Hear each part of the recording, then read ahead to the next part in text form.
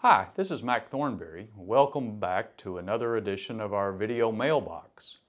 We recently had the State of the Union address, and Carla responded to my statement about the State of the Union by saying that maybe the president could get more done if he didn't have an army of Republicans trying to thwart his every suggestion. Everyone blames Obama for all the failures when in fact it's Congress who oppresses and suppresses his every idea. You get nowhere pushing against each other. He's the president, was chosen to work by the people above all others.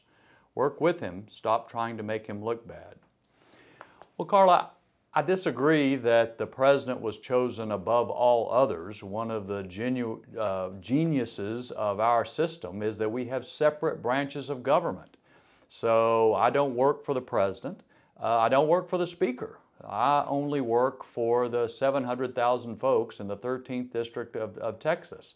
And so they elect me to have an independent judgment on what I think is good for the country. Now, I do agree that there's way too much fighting in Washington just for its own sake, and that we ought to find ways to work together. Even in an election year, we ought to be able to find at least some things we can do together, and I hope we do. Unfortunately, the tone of the State of the Union address was not one of working together. It was more, I think, of a campaign address, and so that's the reason I put on my Facebook page that I was disappointed in how that went. We got an email from Lawrence in Matador that says, I'm writing you regarding a proposal that the Obama Labor Department is proposing to prohibit most common agricultural practices involving hired help under the age of 16. In all my 70 years in the land of the free and the home of the brave, I've never heard anything more stupid than that.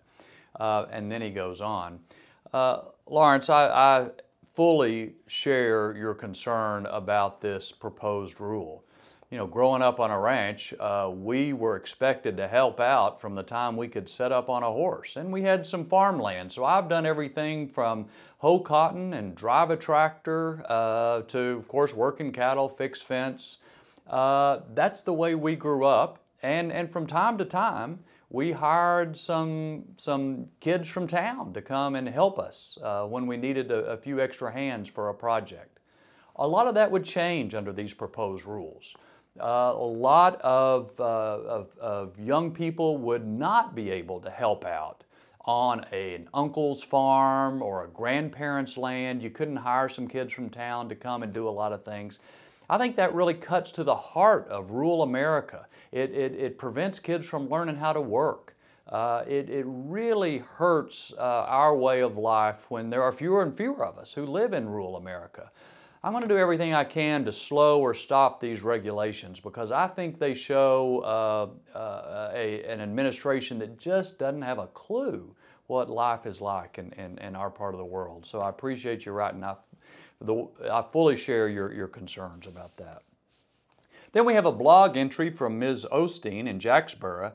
You've given Obama a club to beat Republicans over the head with for the next 6 months with your vote on the payroll tax bill.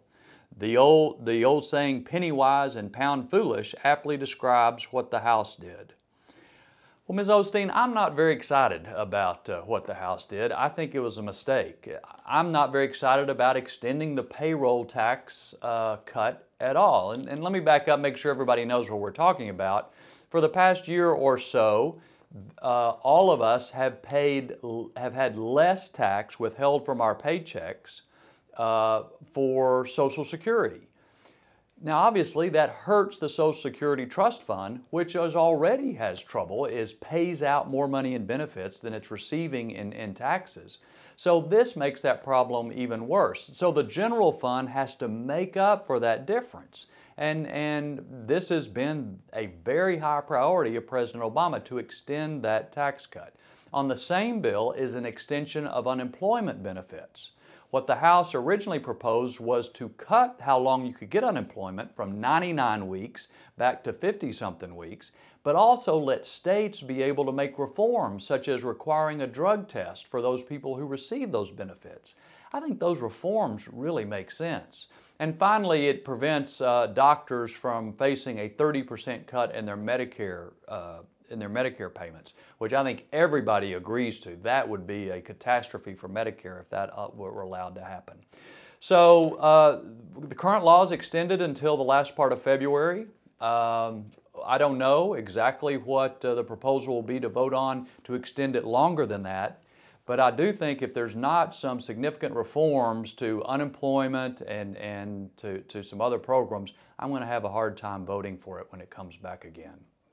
Thanks again for taking the time to tune in to this week's video mailbox. We'll see you next time. Thanks.